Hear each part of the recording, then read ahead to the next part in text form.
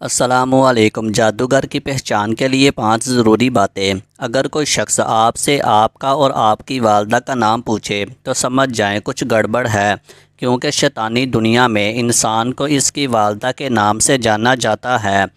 اگر کوئی شخص آپ سے آپ کے ذاتی استعمال شدہ کپڑے مانگے جس میں آپ کے پسینے کی سمیل موجود ہو تو سمجھ جائیں کچھ گڑبڑ ہے۔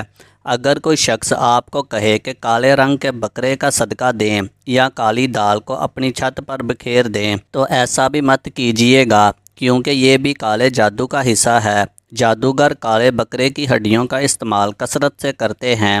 اگر کوئی شخص آپ کو تعویذ وغیرہ گلے میں پہننے یا گھر میں دبانے کے لیے دیتا ہے تو آپ کو اس تعویذ پر غور و فکر کر لینا چاہیے، کیونکہ زیادہ تر جادو تعویذات کے ذریعے ہی کیے جاتے ہیں جن پر نجاست کی حالت میں قرآنی آیات الٹا کر کے لکھی جاتی ہیں۔ اکثر اوقات دیکھنے سننے میں آیا ہے جادوگر حضرات جس پر جادو کرنا ہو اسے اس کی بہتری کے لیے اکیلا رہنے کا کہتے ہیں، یا پھر 3 دن تک پانی کو ہاتھ نہ لگانے کا کہا جاتا ہے۔